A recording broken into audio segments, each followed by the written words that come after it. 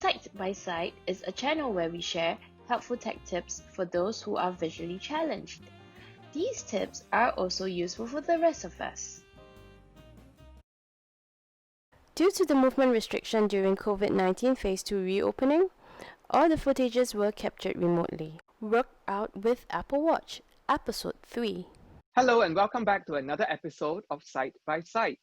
In this episode, we'll be meeting someone who is visually challenged and on the national bowling team of the Para Games.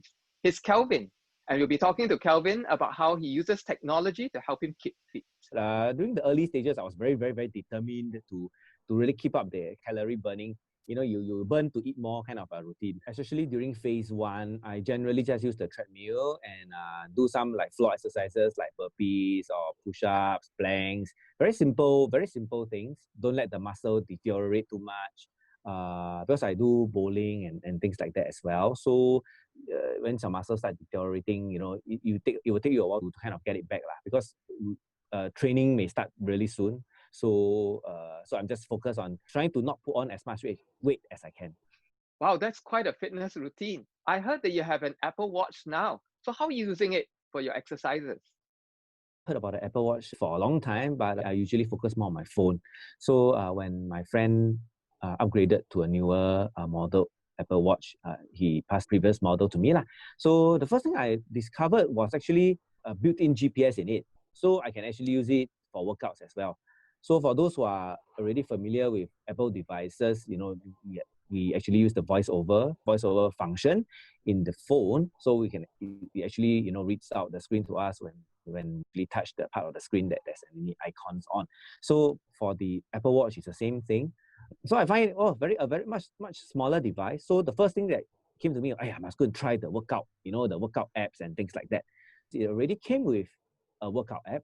So the first thing I did was go and try lah. So I go and ask my friend to go for a run. So I was just wanted to test, does it work as well as the one on the phone? That time I purposely brought my phone along just to compare the distance, that both managed to record.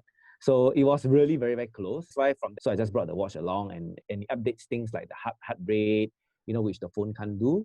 And it's much more convenient lah to touch the watch when you're running than to go. Normally for phones I have to do a strap on my arm. My one hand is already kind of attached to running guide. So the other hand, I need to stretch my hand over to one side to touch it. So it's quite inconvenient lah. So whereas now when I run, I just need to reach one hand free over it, just touch the watch. It's so much more convenient, and I can read the heart rate, the pace, the distance. First thing when I get it, I need to activate voiceover. So after that, I use the workout app in the watch, which comes with it. Of course, I did download other apps as well, like Zones, I Run Keeper, but I ended up just using the workout app lah.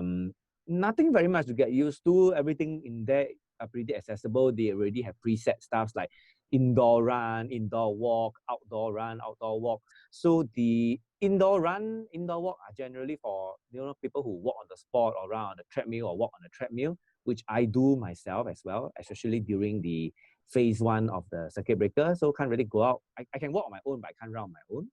So I use the a treadmill at home to kind of pass the time lah, to kind of keep up with my calorie burning routine. The watch again surprised me. It gauged my running distance and pace rather accurately as well, because I did ask like my parents to look at the treadmill. Hey, how many, what is the distance that I've run, how much? And then I compared with what put it as the result of the workout show, the distance, how much. The difference is very minimal. So I'm just quite surprised that the watch is able, I think because of the built-in accelerometer or gyroscope senses my steps and strides, but it is able to gauge like how much I've run and things like that lah. This is one big benefit for me, especially when I can totally just do everything on my own in the sense of the workout and the run. You can actually customize. You want to show your calorie, you want to show your pace, you want to show your heart rate, you want to show your total distance, you want to show your average pace. I actually customize it myself. So personally, I don't really care about calories, how much I've burned lah. So I don't want to have too cluttered a screen.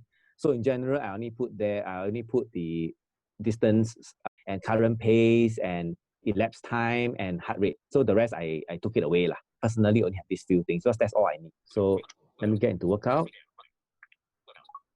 So my last workout was an outdoor run. So now you see all this list of things. So I have outdoor run, It's very convenient lah. So Kelvin, besides using the Apple Watch for your exercises, have you discovered any other feature that you found useful? Of course, people wear a watch to know the time. You can know the time in so many ways now. You have braille watch, you have talking watches, you have so many things. But the Apple Watch has something that really caught my attention, and I really use it a lot, even till today. It is called haptic time. Basically, it tells time to you instead of even you looking at it or me listening to voiceover telling me. Example, in my case, I will be doing a two-finger double tap, and it will vibrate. So if I were to do it, I don't think you can see much. One finger triple tap, and it tells me the current minute.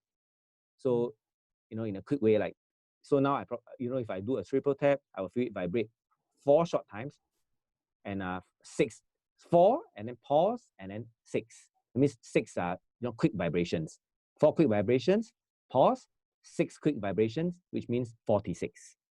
So of course, I can also do the full-time haptic, which is a 1-finger double tap. And, so for example, now it's 2:46. I will get a 2 long vibrations, pause, 4 short vibrations, pause, and then 6 short vibrations. So that's 2:46. So it is actually a very good way to tell the time more discreetly, I would say. And this not only works for visually impaired people, it also works for you guys as well. You can customize how slow you want it to vibrate. So for example, we talk about the long vibration to tell the hour, right? So it can be for example, three long vibrations. It can be as long as a or